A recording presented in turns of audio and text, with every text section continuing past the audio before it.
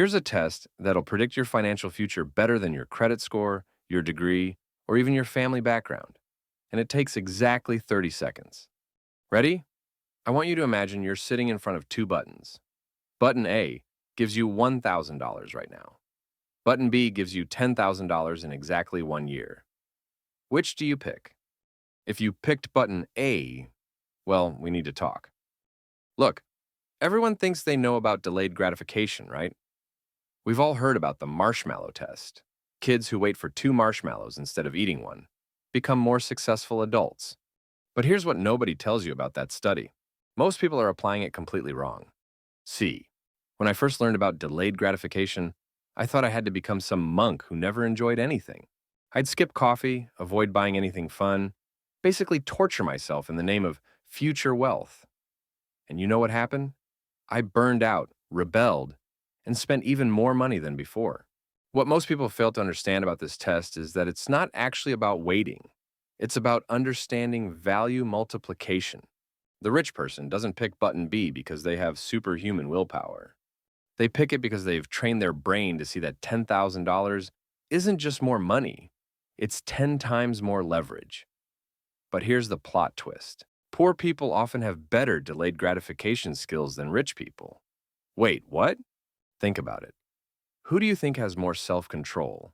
A broke college student eating junks for months to afford textbooks?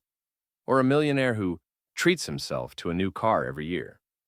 Poor people aren't lacking willpower. They're drowning in it. Rich people don't delay gratification. They multiply it. Here's what I mean. When a rich person sees that $1,000 versus $10,000 choice, they're not thinking, I'll suffer now for later. They're thinking, how can I use this $1,000 to make $10,000 in less than a year? They might invest it, start a side business, buy equipment that saves them time, or pay for skills that increase their income. They're not delaying the gratification, they're multiplying it.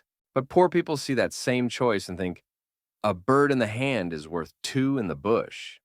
And honestly, given their circumstances, that's often the smart choice. When you're living paycheck to paycheck, you can't afford to wait a year for anything. So here's the real test of future wealth. It's not, can you wait? It's, can you see opportunities to multiply? Next time you have extra money, whether it's $50 or $500, ask yourself, how can I turn this into more money faster than just waiting? Maybe it's buying a tool that saves you time. Maybe it's a course that teaches you a skill. Maybe it's gas money to network with someone who could change your career. The wealthy don't have more willpower. They have more multiplication mindset. So going back to those two buttons, if you picked button A, you're not financially doomed. You just need to start seeing money as a multiplier, not a hoarder. And if you picked button B just to be disciplined, you might be missing the real opportunity to make both buttons irrelevant. The real test isn't which button you pick. It's whether you're smart enough to build your own button that gives you $10,000 in 6 months. What's your money multiplication move going to be? Let me know in the comments. Subscribe if you're tired of recycled advice. Remember to turn on notifications so you don't miss anything.